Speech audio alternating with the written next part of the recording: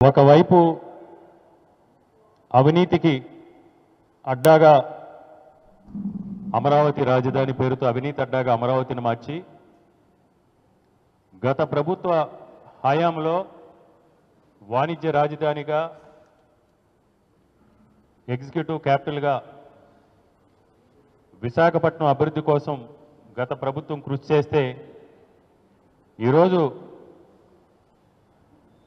విశాఖపట్నం కేంద్రంగా విశాఖపట్నాన్ని ఈ కూటమి ప్రభుత్వం ఒక డ్రగ్స్ రాజధానిగా, డ్రగ్స్ మాఫియా రాజధానిగా, గంజాయి మాఫియా రాజధానిగా, భూదోపిడీకి రాజధానిగా, మద్యం మాఫియాకి రాజధానిగా, అక్రమాలకి దౌర్జన్యాలకి రాజధానిగా మార్చడం అనేది ఈరోజు చాలా దురదృష్టకరం. చంద్రబాబు నాయుడు గారు ముఖ్యమంత్రిగా అయినప్పటి నుంచి గతంలో 2014 నుంచి 2019 వరకు కూడా ఎక్కడ ఉత్తరాంధ్ర ప్రాంతం కానీ విశాఖపట్నానికి కానీ పెట్టుబడులు వచ్చి ఈ ప్రాంతం అభివృద్ధి చెందితే అవినీతిమయమైన అమరావతికి ఎక్కడ పెట్టుబడులు రావో, ఎక్కడ అమరావతి అభివృద్ధి చెందదనే ఉద్దేశంతో కేవలం ఉత్తరాంధ్ర అభివృద్ధిని ప్రచారాలకు మాత్రమే, ప్రచార ఆర్భాటాలకు మాత్రమే పరిమితం చేసి పేపర్లో ప్రకటనలో లేదా టీవీలో ప్రకటనలు మాత్రమే ఉత్తరాంధ్ర అభివృద్ధి అనేది ఈరోజు కనపడతా ఉంది. రెండో వైపు అడుగడుగున పెట్టుబడుల పేరుతో, ఉద్యోగాల కల్పన పేరుతో, పరిశ్రమల పేరుతో, పర్యాటక ప్రాజెక్టుల పేరుతో ఈ ప్రాంతంలో ఉన్న వేలాది కోట్ల రూపాయల భూముల్ని ఏ విధంగా పప్పు బెల్లాల్లా వారి వెనుకున్న తొత్తులకి, కార్పొరేట్ వ్యక్తులకి ఏ విధంగా దోచిపెట్టారో మనం చూసాం. ఒకవైపు ఈ దోపిడీ కొనసాగుతోంది. రెండో వైపు ఈ ప్రాంతంలో ఎంత దౌర్భాగ్యమైన పరిస్థితులు ఉన్నాయంటే నిన్న రాత్రి 10 గంటల సమయంలో మారిక వలసలో ఉన్న గురుకుల పాఠశాలలో ఆ విద్యార్థులు పడుకుని కలలు కంటూ రేపు మా భవిష్యత్తు ఎలా ఉంటుంది, రేపు పాఠశాల పరిస్థితుల గురించి వారి కలలు కనే సమయంలో అర్ధరాత్రి 10 గంటలకి బ్రిటిష్ సామ్రాజ్యంలో ఉన్నట్టు బూట్లు చప్పుడు, హడావడి, అధికారుల అదిరింపులు, అధికారుల బెదిరింపులతో మీరు మీ బ్యాగులు సర్దుకోండి, మీ బట్టలు సర్దుకోండి, మిమ్మల్ని ఇక్కడి నుంచి వేరే చోటకి తరలిస్తున్నాం అంటే పాపం ఆ చిన్నారులు అర్థం కాక అర్ధరాత్రి వేళ ఏమైందో అర్థం కాని పరిస్థితిలో కన్నీటి పర్యంతమై అధికారులు కానీ అధ్యాపకులు కానీ వాళ్ళ కాళ్ళు పట్టుకుని మేము ఇక్కడే చదువుకుంటాం, మమ్మల్ని ఇక్కడి నుంచి తీసుకెళ్ళొద్దు, మమ్మల్ని ఇక్కడి నుంచి తరలించొద్దు, లేదంటే మా తల్లిదండ్రుల్ని ఒకసారి పిలవండి అంటే అర్ధరాత్రి 12 గంట సమయంలో ఎక్కడో కొండ కోణంలో ఉన్న ఆ గిరిజన బాలబాలికల తల్లిదండ్రులకి ఫోన్ చేసి మీ తల్లిదండ్రులు స్పందించట్లేదని ఆ పిల్లల్ని బెదిరించి, ఆ పసికందుల్ని బెదిరించి 480 మంది మారిక వలస గురుకుల పాఠశాలలో ఉన్న విద్యార్థుల్ని చాలా దౌర్జన్యంగా సెంటర్ ఆఫ్ ఎక్సలెన్సీకి ప్రాంగణానికి పేరుతో దాన్ని ఖాళీ చేయించి ఈరోజు సబ్బవరం లేకపోతే పార్వతీపురం లాంటి చోటకి వారిని తరలించడం జరిగింది. పాపం ఆ బిడ్డల కన్నీళ్లు కానీ వారి అత్తనాదాలు కానీ వర్ణనాతీతం. అంటే అసలు మనం ప్రజాస్వామ్యంలో ఉన్నామా లేకపోతే రాక్షస పాలనలో ఉన్నామా అనే దానికి నిదర్శనం ఏంటంటే చేయండి, సెంటర్ ఆఫ్ ఎక్సలెన్సీ అభివృద్ధి చేయండి, దానికి సపరేట్ ప్రాంగణాన్ని నిర్మాణం చేయండి, అంతే తప్ప ఈ విధంగా ఇంత దౌర్జన్యంగా 480 మంది గిరిజన విద్యార్థుల్ని దౌర్జన్యకాండతో తరలించడాన్ని తీవ్రంగా ఖండిస్తున్నాం. దీనిపైన విద్యాశాఖ మంత్రి కానీ లేకపోతే సంబంధిత శాఖ ప్రిన్సిపల్ సెక్రటరీ కానీ వివరణ ఇవ్వాల్సిన అవసరం ఉందని డిమాండ్ చేస్తున్నాం. ఒకవైపు విద్యారంగానికి సంబంధించి ఈ విధంగా,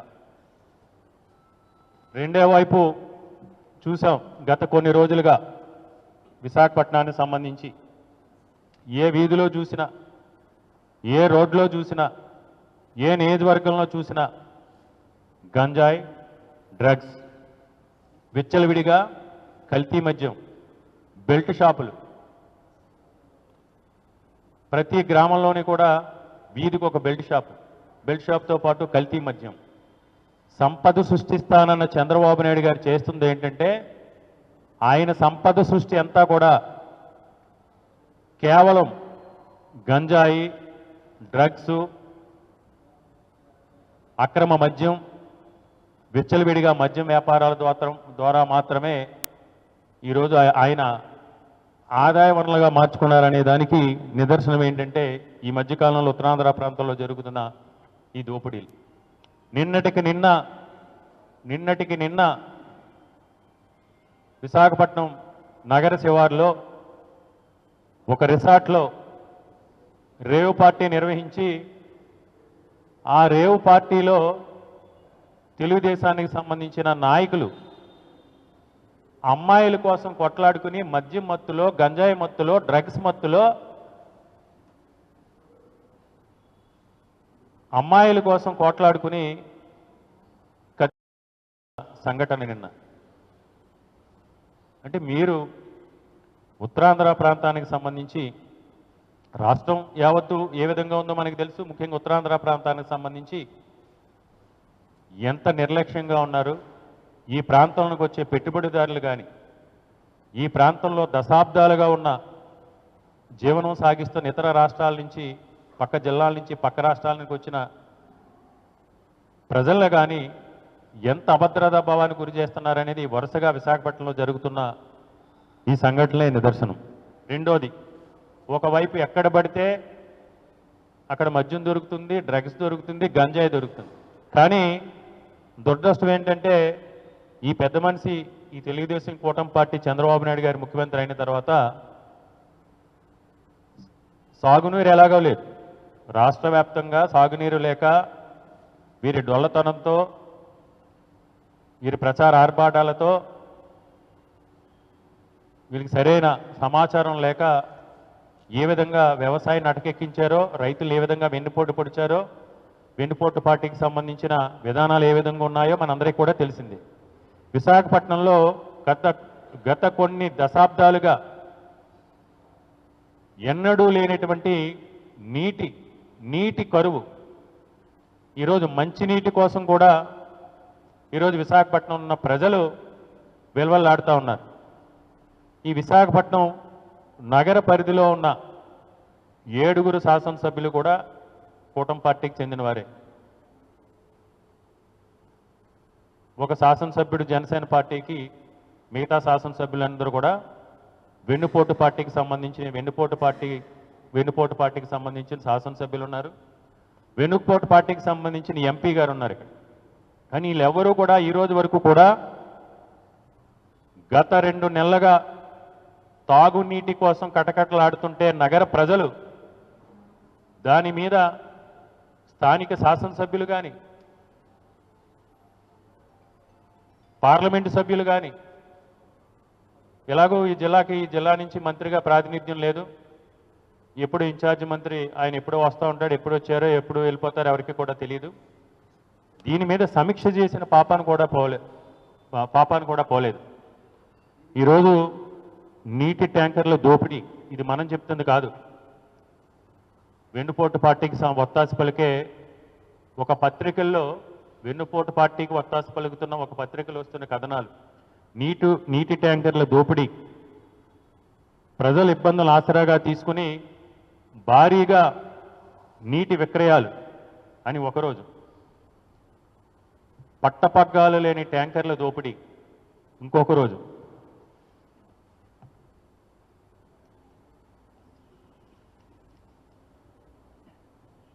నీటి భద్రత కోసం, నీటి సరఫరా కోసం నీటి ఎద్దడిని, వాతావరణ పరిస్థితుల్ని, వర్షాభావ పరిస్థితుల్ని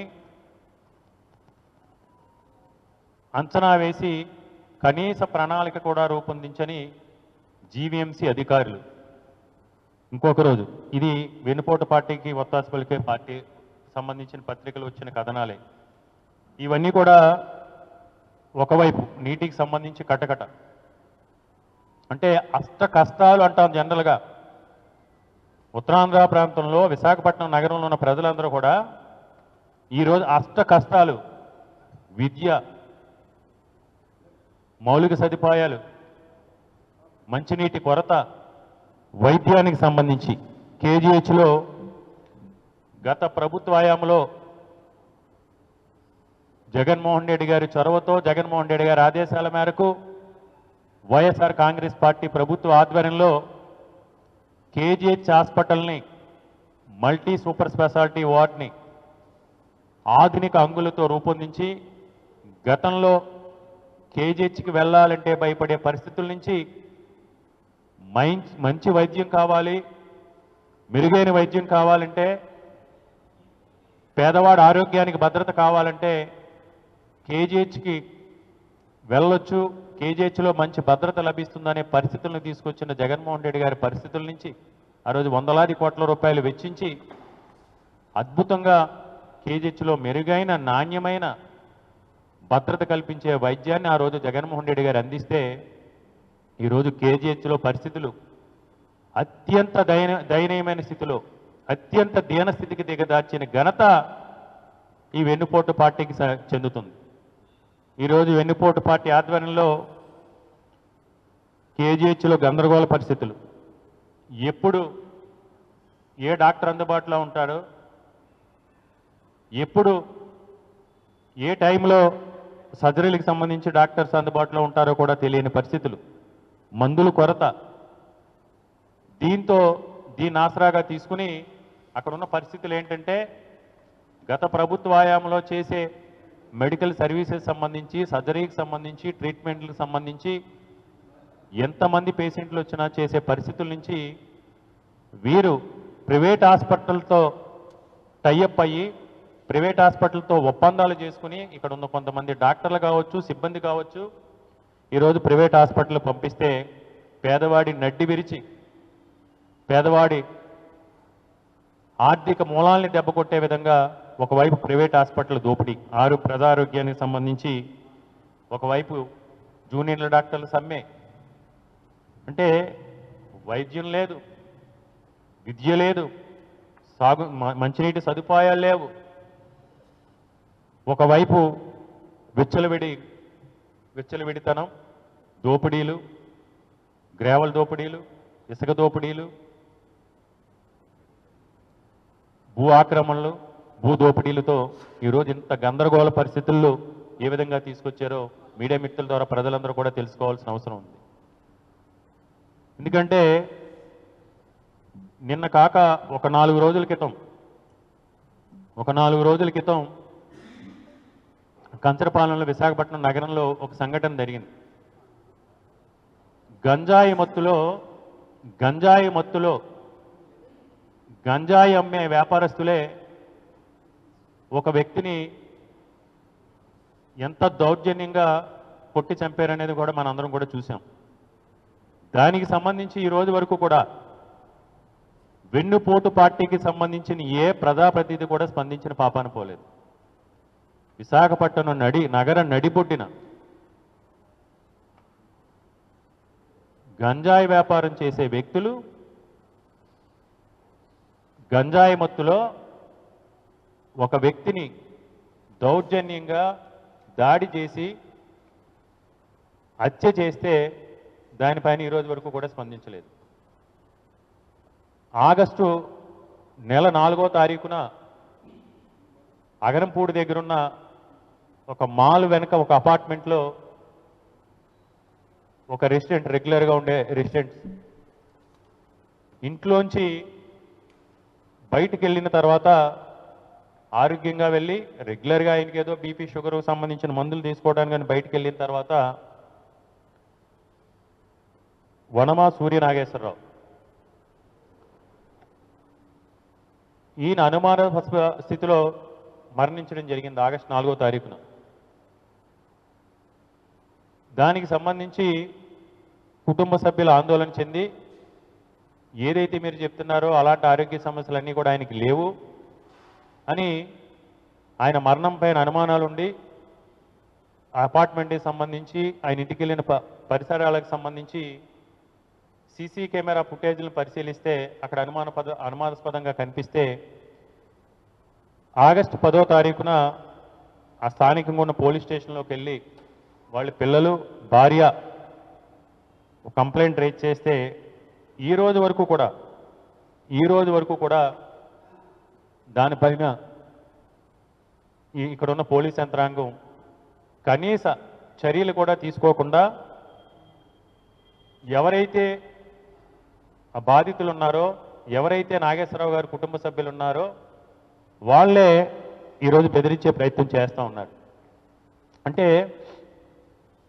అసలు మనం ఉత్తరాంధ్ర ప్రాంతానికి సంబంధించి విశాఖపట్నం నగరంలో సంబంధించి ఇంత దురదృష్టమైన సంఘటనలు కానీ ఇప్పుడు జరుగుతున్న సంఘటనలు కానీ నిన్న రాత్రి జరిగింది కానీ నిన్న రాత్రి రేవ్ పార్టీకి సంబంధించి కావచ్చు, ఒక గురుకుల పాఠశాలకు సంబంధించి అర్ధరాత్రి 10 గంటల తర్వాత వారి కళల్ని తూట్లు పొడుస్తూ పాపం గిరిజన విద్యార్థుల తల్లిదండ్రుల వారి ఆశలపై నీళ్లు చల్లి ఎక్కడ పంపించారో కూడా తెలియకుండా వాళ్ళని విడదీసి 4 ప్రాంతాలకు పంపించడం. ఒకవైపు భూదోపిడి, మరోవైపు నీటి ఎద్దడి. ఎక్కడ చూసినా నగరం మొత్తం ఎక్కడ చూసినా ఒక్క రోడ్డు ఈ విశాఖపట్నం నగరంలో ఒక్క 2 కిలోమీటర్లు నియోజకవర్గాల పరిధిలో ఈరోజు ఎక్కడ కూడా సాఫీగా ప్రయాణించే పరిస్థితులు లేవు. ఎక్కడ చూసినా దుర్భరమైన డ్రైనేజ్ వ్యవస్థ, పారిశుధ్య వ్యవస్థ, దౌర్భాగ్యమైన డ్రైనేజ్ వ్యవస్థ, మంచినీటి కొరత, ఇవన్నీ ఒక ఎత్తు అయితే ఈరోజు ఎడ్యుకేషనల్ ఇయర్ స్టార్ట్ అయ్యి, అకాడమిక్ ఇయర్ స్టార్ట్ అయ్యి అప్పుడే 3 నెలలు కావస్తుంది. వీళ్ళకి సంబంధించి క్యాస్ట్ సర్టిఫికెట్, ఇన్కమ్ సర్టిఫికెట్ లేదా నేటివిటీ సర్టిఫికెట్కి సంబంధించి విద్యార్థులు వాళ్ళకి సంబంధించిన చేసుకునేదానికి గత 4 నెలలుగా సచివాలయ పరిధిలో కావచ్చు, ఎంఆర్ ఆఫీసుల పరిధిలో కావచ్చు, ప్రతి చోట కూడా పడిగాపులే. విద్యార్థులు కావచ్చు, విద్యార్థుల తల్లిదండ్రులు కావచ్చు. అంటే ఒక అసమర్థ పాలనతో వ్యవస్థలన్నీ కూడా ఈరోజు భ్రష్టు పట్టించి డ్రగ్స్ కేర్ ఆఫ్ అడ్రస్గా ఒక మాఫియా, డ్రగ్స్ మాఫియా, భూమాఫియా, లిక్కర్ మాఫియా రాజధానిగా విశాఖపట్నాన్ని చేసి, అవినీతి రాజధానిగా అమరావతిని చేసి ఈరోజు చంద్రబాబు నాయుడు గారు ఈ రాష్ట్ర భవిష్యత్తుని ప్రశ్నార్థకం చేస్తున్నారు. మనందరం కూడా ఇది గమనించాల్సిన అవసరం ఉంది. అంటే ఒక్కటి కాదు, అష్ట కష్టాలు అనే దానికి నిదర్శనాలు ఏంటంటే ఈయన చేస్తున్న ఈ రాక్షస పాలన, ఈ అసమర్థ పాలన, చేతగాని పాలన. మొన్న ఆగస్టు 1వ తారీఖున విశాఖపట్నం ఎయిర్పోర్టుకు సంబంధించి చాలా ఆర్భాటంగా పెద్ద ఎత్తున అదిరింపులు బెదిరింపులతో విశాఖపట్నం నగరంలో ఉన్న ప్రజలందరినీ కూడా మీరు తెల్లవారుజామున 5-6 గంటలకు బస్సు ఎక్కి మోడీ గారి మీటింగ్కి లేకపోతే వెన్నుపోటు పార్టీ ముఖ్యమంత్రి చంద్రబాబు నాయుడు గారి మీటింగ్కి మీరు రాకపోతే మీ వాటర్ కనెక్షన్లు కూడా కట్ చేస్తామని ఆర్పీల ద్వారా డ్వాక్రా సంఘాల వాళ్ళని బెదిరించి అదిరించి మీరు ఎయిర్పోర్ట్ ఇనాగ్రేషన్ చేయడం జరిగింది. మన 16వ తారీఖు నుంచో 17వ తారీఖు నుంచో దాన్ని ఆపరేషన్స్ కూడా మొదలవటం జరిగింది. ఈరోజు ఎయిర్పోర్టుకు సంబంధించి 7 మాస్టర్ ప్లాన్ రోడ్స్ చేస్తున్నాం, రోడ్స్ అన్నీ కూడా అనుసంధానం చేస్తున్నామని చెప్పారు. ఈరోజు గందరగోళమైన పరిస్థితులు. ఎయిర్పోర్ట్కి విశాఖపట్నం నగరం నుంచి దారేది, ఎయిర్పోర్ట్కి దారేదని ప్రజలు చర్చించుకునే పరిస్థితులు, ఏ విధంగా ఎయిర్పోర్ట్కి వెళ్ళాలో దిక్కుతోచని పరిస్థితులు. ఇలాంటి పరిస్థితుల్లో అనుసంధానం చేస్తానన్న రోడ్లు లేవు. ఏరో ఎక్స్ప్రెస్లను పెట్టారు. ఏరో ఎక్స్ప్రెస్లు అసలు ఏ టైంకి వస్తాయో ఏ టైంకి తీసుకెళ్తాయో తెలియని గందరగోళ పరిస్థితులు. ఒకవైపు పోనీ ప్రైవేట్ ట్రావెల్స్ వెహికల్లో తప్పని పరిస్థితుల్లో ప్రయాణం చేయాలి, భోగాపురం ఎయిర్పోర్ట్కి వెళ్ళాలనుకున్నప్పుడు ప్రైవేట్ ట్రావెల్స్లో వెళ్దామంటే అక్కడ చంద్రబాబు నాయుడు గారు బాధుడే బాధుడు. ఈ దోపిడీ పార్టీకి వెన్నుపోటు పార్టీ దోపిడీ పార్టీకి సంబంధించి ఎయిర్పోర్ట్లో రోజులు తగువులు తగాదాలు తంటాలు. ఎయిర్పోర్ట్కి సంబంధించి ప్రశాంతంగా ప్రయాణికుడు ఈరోజు విశాఖపట్నం నుంచి భోగాపురం ఎయిర్పోర్ట్కి వెళ్ళి అక్కడి నుంచి ప్రయాణం చేసే పరిస్థితులు లేవు.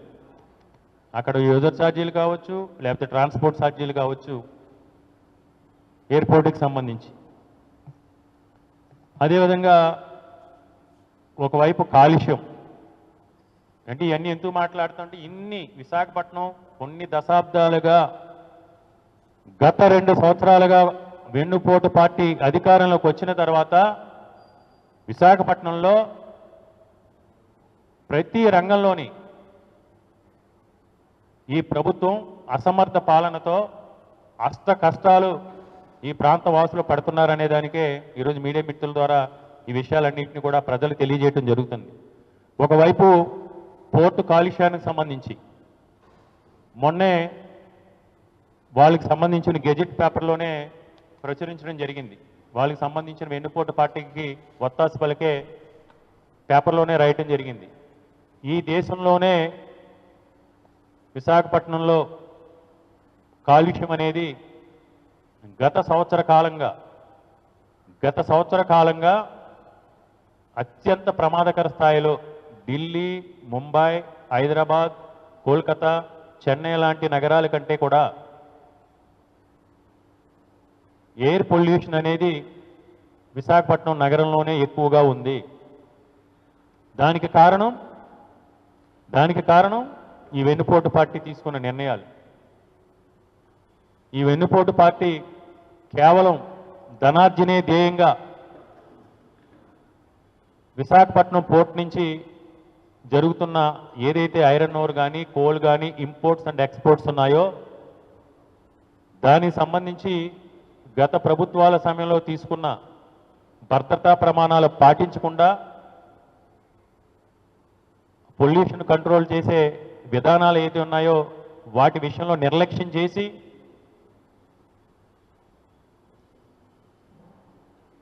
ప్రజల భద్రతని కాలుష్య నివారణ తీసుకునే చర్యల్ని గాలి కొదిలి ఈరోజు ఈ విధంగా ఈ పోర్టుకు సంబంధించి ద్వారా నగర ప్రజలు ఏ విధంగా వెల్వెల్లాడుతున్నారో మనం చూసాం.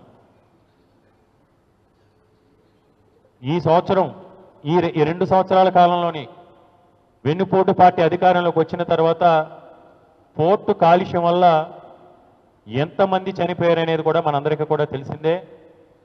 ఎంతమంది ఊపిరితిత్తుల వ్యాధితో ఈ నగరంలో కేవలం పోర్టు కాలుష్యం వల్ల ఎంతమంది ఈ ప్రభుత్వ నిర్లక్ష్యం వల్ల, ఈ ప్రభుత్వ చేతగానితనం వల్ల, ఈ ప్రభుత్వంలో కాలుష్య నివారణకు తీసుకున్న దొల్లతనం వల్ల ఈరోజు ఎంతమంది ఊపిరితిత్తుల వ్యాధులతో బాధపడుతున్నారనేది మనందరికీ కూడా తెలిసిన విషయమే.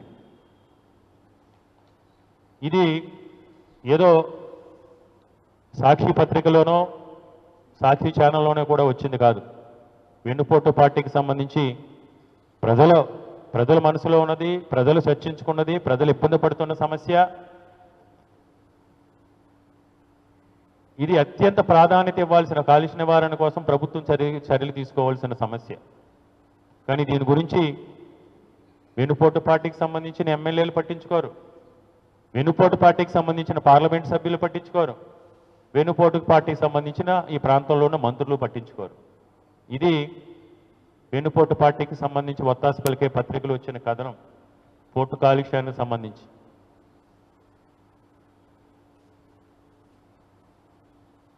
ఇంకా స్టీల్ ప్లాంట్కి సంబంధించి ఒకవైపు మొన్న ఇప్పుడు విద్యాశాఖ మంత్రి లోకేష్ విశాఖపట్నానికి వచ్చినప్పుడు, ఎందుకంటే ఆయన శాఖకు సంబంధించి తప్ప మిగతా అన్ని విషయాలు మాట్లాడతారండి. ఈరోజు ఈ రాష్ట్రంలో లోకేష్ ఆధ్వర్యంలో వసతి దీవెన లేదు, ఫీజు రీయింబర్స్మెంట్ లేదు, నిరుద్యోగ భృతి లేదు, విద్యా కానుకలు లేదు, గురుకుల పాఠశాలలు, ఎస్సీ ఎస్టీ హాస్టల్స్ ఇవన్నీ కూడా మూసివేస్తున్నారు నిర్వహణ లేక. గవర్నమెంట్ పాఠశాలల్లో దౌర్భాగ్యమైన పరిస్థితులు. గత ప్రభుత్వ హయాంలో నాడు నేడు ద్వారా జగన్మోహన్ రెడ్డి గారు ప్రభుత్వ పాఠశాలని ఉన్న స్థితి నుంచి ఉన్న స్థితికి నిదానంతో అభివృద్ధి చేస్తే ఉన్న స్థితి నుంచి నీచ స్థితికి ఈరోజు దిగజార్చిన ఘనత ఈ రాష్ట్ర విద్యాశాఖ మంత్రికి మాత్రమే చెందుతుంది. ఆయన అన్ని విషయాలు మాట్లాడతారు. విద్యాశాఖకు సంబంధించి అన్ని సమస్యల్ని పక్కన పెట్టి స్టీల్ ప్లాంట్కి సంబంధించి కూడా మనం మాట్లాడటం జరిగింది. ప్రమాదం జరిగినప్పుడు ఈయన కానీ లేకపోతే డిప్యూటీ సీఎం పవన్ కళ్యాణ్ గారు కానీ ఈరోజు అదే వెన్నుపోటు పార్టీకి సంబంధించిన పత్రికలో సిఎస్ఎఫ్ వెనక్కి అంటే కేంద్ర ప్రభుత్వం దశల వారీగా ఏ విధంగా విశాఖపట్నం స్టీల్ ప్లాంట్కి సంబంధించి ప్రైవేటీకరణ దిశగా అడుగులు వేస్తుందనే దానికి నిదర్శనం. కాబట్టి మీడియా మిత్రుల ద్వారా ముఖ్యంగా ఈరోజు ఈ పత్రికా సమావేశం ఏర్పాటు చేయడానికి ప్రధాన కారణం ఉత్తరాంధ్ర ప్రాంతానికి వెన్నుపోటు పార్టీ అధ్యక్షుడు ఈ రాష్ట్ర ముఖ్యమంత్రి చంద్రబాబు నాయుడు గారి ఆధ్వర్యంలో అడుగు అడుగునా కూడా మన ప్రాంతానికి వెన్నుపోటు పొడుస్తూ ఉన్నారు. మన ప్రాంతంలో ఉన్న విద్యా వ్యవస్థల్ని విచ్ఛిన్నం చేసి తల్లిదండ్రులు విద్యార్థుల యొక్క కళల్ని ఆశలపై నీళ్లు చల్లుతూ ఉన్నారు. ఒకవైపు ఈ ప్రాంతంలో ఉన్న వనరులన్నింటినీ కూడా ఈరోజు అడ్డగోలుగా దోచుకుంటూ ఉన్నారు. ఒకవైపు అవినీతికి అడ్డాగా అమరావతిని ఏ విధంగా అయితే మార్చారో డ్రగ్స్ రాజధానిగా విశాఖపట్నాన్ని మార్చి గంజాయి, డ్రగ్స్, కల్తీ మద్యం, అక్రమ మద్యం వ్యాపారాల ద్వారా ఈ నగర ప్రతిష్టని దిగజార్చుతూ ఉన్నారు. కాబట్టి మనందరం కూడా మన ప్రాంత రక్షణ కోసం, మన ప్రాంత అభివృద్ధి కోసం అన్ని రకాల వనరులు సంపూర్ణంగా సంపుష్టిగా ఉన్న ఈ ప్రాంతాన్ని రక్షించుకోవడం కోసం ఈ వెన్నుపోటు పార్టీ విధానాలపైన మనం పోరాటాలకి సిద్ధమవ్వాలని, అదేవిధంగా పోరాటం చేయకపోతే మనం మరింత నష్టపోతామని మీడియా మిత్రుల ద్వారా ఈ ప్రాంత ప్రజల్ని విజ్ఞప్తి చేస్తూ వారికి మనవి చేస్తూ ఈ ప్రాంతంలో ఏ సమస్య ఉన్నా ప్రజా సమస్యల మీద ప్రజల కోసం పోరాటానికి జగన్మోహన్ రెడ్డి గారి ఆదేశాలతో వైఎస్ఆర్ కాంగ్రెస్ పార్టీ ఎప్పుడు కూడా సిద్ధంగా ఉంటుందని మీడియా మిత్రుల ద్వారా తెలియజేస్తూ ఈ సమస్యలన్నిటిపైన కూడా ప్రజలందరూ కూడా ఐక్యతతో రేపు పోరాటాలకి సిద్ధమవ్వాలని, మీ పక్షాన వైఎస్ఆర్ కాంగ్రెస్ పార్టీ పోరాటం చేస్తుందని, పోరాటాల ద్వారా మాత్రమే ఈ ప్రభుత్వం మెడలు వంచి మన సమస్యల్ని మనమే పరిష్కరించుకోగలుగుతామని తెలియజేస్తాం.